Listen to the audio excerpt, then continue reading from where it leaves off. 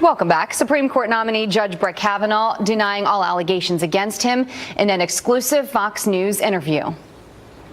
I know I'm telling the truth. I know my lifelong record, and I'm not going to let false accusations drive me out of this process. I have faith in God, and I have faith in the fairness of the American people. So here's a question that some are asking. Why are Democrats so quick to condemn Judge Kavanaugh, yet ignore some other disturbing allegations against people of their own party? Joining me now to debate it, Democratic strategist Jason Nichols and chairman of the Concord 51 Political Action Committee, Matthew Swift. Thank you both for joining us this morning. Look, in the interview last night, you heard Judge Kavanaugh say over and over and over again that I want a fair process to defend my integrity. I guess at this point, Jason, do you think that that is actually something that is able to happen? Do you think that Democrats will let that happen, will let the process take over? I do. I believe that Democrats don't want to rush to judgment. I don't think that's what people want. I think what people want is a full opportunity for Judge Kavanaugh to prove his integrity and prove the fact that he is the man that he says he is, and that these things either did or did not happen. Everyone deserves due process.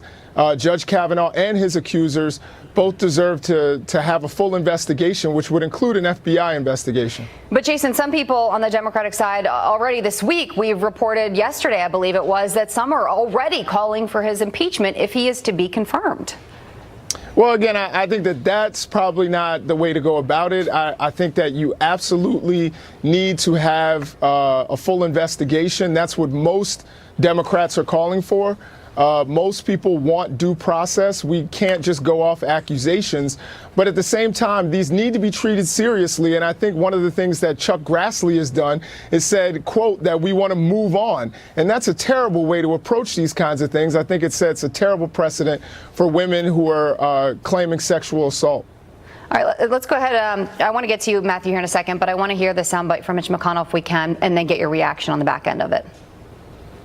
Democrats wouldn't let a few inconvenient things, like a complete lack of evidence, or an accuser's request for confidentiality to get between them and a good smear. It's despicable.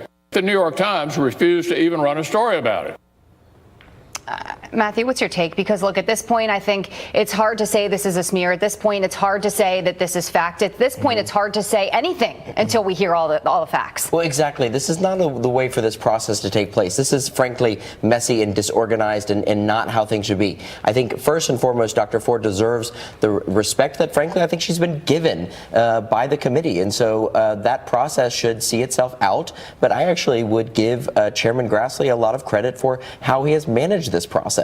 This is not something that can just be going on for weeks and weeks and months. And again, I thought the interview last night was extremely compelling. I think it's important also that Dr. Ford is heard as well. What happened, Jason, to the presumption of, you know, you're innocent until you're proven guilty? It seems like nowadays it's the exact opposite. Well, again, I'm a firm believer in due process. I believe that he has the opportunity to yeah, but your party, in fairness, though, your party isn't really acting in that matter right now. I don't agree, Jillian. I think that most people just have been calling for a further investigation, particularly from the FBI. It's been Chuck Grassley and others who have tried to rush the process, which I think is unfair to his accusers, and it's unfair to Brett Kavanaugh, who deserves the full scope of due process. He deserves the opportunity to be able to say to his daughters, I did not do this, and there's evidence that says I didn't do it. Matthew, it seems like, you hear so many people the last couple of days saying, I believe him, I believe her, making these beliefs known without all the facts. I don't know how either of them honestly goes on and is able to clear their names from this for the rest of their lives. It's incredibly difficult, but this is why we have the committee doing what it's doing in this process. At this point, it comes down to really, frankly, what do the committee members believe? And it comes to their credibility on both both sides. And so there's no other way to go about this, and that's why this process, I think, is being managed fairly. They just recently found out about these accusations, even though the Democrats knew about them for some time. And I think, frankly, they deserve a lot of credit for how well they've managed it in this process. Well, we'll see what the next few days brings, that's for sure. Let's talk about this for a second. President Trump, Rod Rosenstein, expected to meet on Thursday in the wake of that wire report that we heard about. Now, a lot of people are saying, is Rod Rosenstein going to have a job come Friday morning? What do you think, Matthew? I'll start with you. What should be done? Well, I think first off, it sounds like the Rod Rosenstein and the president are going to be meeting on Thursday. From what we saw from Sarah Huckabee Sanders, is that Rod Rosenstein requested the meeting. It sounds like he wants to clarify to his boss exactly what happened. He said there's a lot of things that are not accurate in the article from the New York Times, which is based on anonymous sources. So I think this needs to go through, again, just a healthy process of somebody clarifying to their boss what they feel is a confusion and misinformation. Jason, final word? Yeah, I think these comments were clearly stated in jest. I think that the president is someone who rushed to judgment about Rod Rosenstein. I think he has the opportunity to he should be given the opportunity to give context in his comments. All right. Thank you both. Jason, Matthew, appreciate your time this morning. Thank you. Thank you. Anytime, Jillian. All right, guys.